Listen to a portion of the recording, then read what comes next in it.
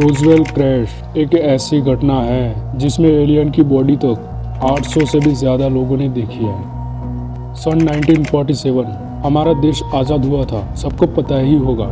लेकिन ये साल एलियंस के धरती पर आने के लिए भी खास है। वैसे तो कभी कहीं एलियन देखे जाने की खबरें आती रहती थी, और ये साल सन 1947 के जून से लेकर दिसंबर तक यानी आखिरी के 6 महीनों में ही यूएफओ देखने की घटनाएं लगभग हर रोज आने लगी थी। और आप बिलीव नहीं करोगे, इन 6 महीनों में ही 300 से भी ज़्यादा यूएफओ साइटिंग घटनाएं हुई थी। और इन 300 घटनाओं में से एक घटना है द रोजवेल क्रैश, जून 14, 1947 की घटना। इस दिन कुछ क्रैश हुआ था। लोकेशन था फोस्टर रेंज, न्यू मैक्सिको। इस घटना के लगभग 20 दिन बाद 4 जुलाई को मैक ब्रेजर नाम का आम किसान उस क्रैश साइट पे जाता है। उस क्रैश के टूटे हुए पार्ट्स को उठाने वो पहला व्यक्ति था जिसे पता चला था कि यहाँ कुछ तो क्रैश हुआ है। वो जाता है उस साइट पर और वो वहाँ के मलबे को उठाता है। फिर 3 दिन बाद 7 जुलाई को वो डिसाइड करता है कि इस अजीब से मलबे को गवर्नमेंट ऑफिसर्स को सौंप देगा। वो गया जॉर्ज विलकॉक्स के पास और उन्हें सब कुछ बताया। गवर्नमेंट ऑफिशियल जॉर्ज विलकॉक्स ने फिर ये घटना विलियम ब्लांचार्ड को बताया, जो कि यूएस एयरफोर्स के एक मेंबर थे। फिर वो इस मामले को अपने ऊपर के लोगों को बताते हैं। ये इस बात को जनरल रॉजर को बताते हैं कि 20 दिन पहले रोजवेल में क्रैश हुआ है और अंदर से कुछ अजीब से मलबे निकले हैं। फिर जनरल रॉजर जैसी मार्शल नाम के एक इंटेलिजेंस ऑफिसर्स को कहते हैं कि क्रैश वाली जगह पर जाके रिसर्च करो कि वहाँ आखिर गिरा क्या है।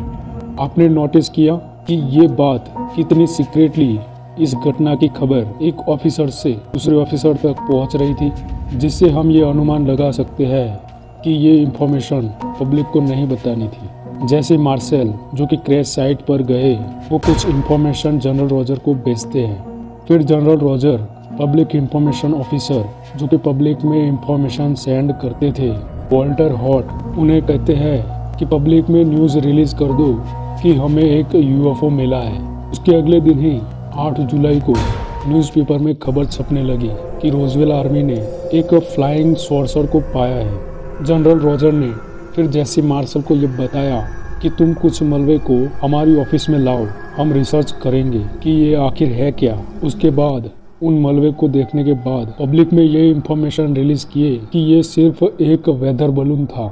इस फोटो को न्यूज़पेपर में रिलीज किया गया। फिर उसके अगले दिन 9 जुलाई को न्यूज़पेपर में ये रिलीज किया गया कि उस मलबे में रबर स्ट्रिप और कुछ एसिड और छोटे मोटे पेपर के टुकड़े मिले हैं, और ये कहा गया कि ये सिर्फ एक वेदर बलून के अलावा और कुछ भी नहीं था। उसके बाद लोग इस बात को हल्के में लिए और एक वेदर बलून को अफवाह समझकर भूल गए और सब कुछ क्लियर हो गया। लेकिन यहाँ आपको अजीब नहीं लग रहा? पहले दिन कहा गया कि फ्लाइंग सॉर्सर मिला है और दूसरे दिन फोटो के साथ ये प्रूव किया गया कि ये सिर्फ एक वेदर बलून था। पर उस वेदर बलून की न्यूज़ के साथ दुनिया इस घटना के बारे में भूल गई। पर 1947 की इस घटना के 31 सालों बाद 1978 में यूएफओ रिसर्चर एसएफ नाम के व्यक्ति ने जैसे मार्शल का इंटरव्यू लिया। वहीं जैसे मार्शल, जिसे पहली बार क्रैश वाली जगह पर रिसर्च करने भेजा गया था। 1978 तक जैसे मार्शल रिटायर हो चुके थे और उनके एक इंटरव्यू के चलते ये रोजवेल वाली घटना फिर से 31 सालों बाद चर्चा में आने लगी। इंटरव्यू में बातों बातों में ये कह दिया, it was definitely not a weather balloon. उन्होंने इंटरव्यू की लाइन में जो कहा वो हिंदी में ट्रांसलेट करके सुनाता हूँ। मैंने उन टुकड़ों को उठाया तो मुझे कुछ लग ही नहीं रहा था कि मैंने कुछ पकड़ा है। ऐसा लग रहा था कि जैसे हाथ में कुछ है ही नहीं। अजीब सी चीज थी वो। ऐसा प्लास्टिक था जो लोहे से भी ज्यादा मजबूत था। मैंने ऐसी चीज जिंदगी में पहले कभी नहीं देखा था। ये उनके इंटरव्यू का कुछ पार्ट था। उसका मतलब ये कि जब वो उस चीज को उन्होंने उठाया तब उनके हाथों में कुछ भी फील नहीं हो रहा था। किसी भी चीज को आप उठाते हो तब आपके हाथ में सेंस होता है, फील होता है कि कुछ है हाथ में, लेकिन उनको ये बिल्कुल फील नहीं हो रहा था, जैसे मानो ये कोई एलियन मेटल हो।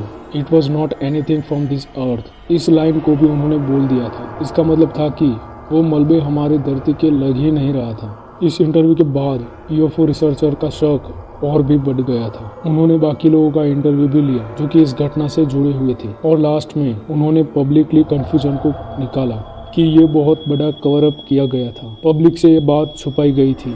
ये थ्योरी बनाई गई कि असल में ऑफिशियल लोगों के पास सारी जानकारी थी, ट्रेस साइट की, मटेरियल की, क्या गिरा था वो, उसके मटेरियल की जानकारी, यानी कि शायद एक स्पेस क्राफ्ट और यहाँ तक कि एलियन की बॉडीज की भी संभावना है। इस जानकारी को जानने के बाद दो संभावना बनती है, एक वो वेदर बलून के अलावा और कुछ नहीं था, जैसा कि एयरफोर्स ने कहा था। यूएस एयरफोर्स ने ये साफ साफ माना कि हाँ, पब्लिक से ये बात छुपाई गई थी, पर यह कोई एलियन कवर अप नहीं था, बल्कि वहाँ पर सीक्रेट प्रोजेक्ट का कवर अप था। उस समय 1947 में यूएस एयरफोर्स एक टॉप सीक्रेट प्रोजेक्ट चला रही थी जिसका नाम था प्रोजेक्ट मोगुल, जिसमें वो लोग एयर बलून में एक मॉनिटरी सिस्टम को लगा के हवा में छोड़ देते थे, जिससे कहीं कोई भी न्यूक्लियर वेपन का टेस्ट करे तो पता चल जाए। ये एक्सप्लेनेशन सुन लिया आपने।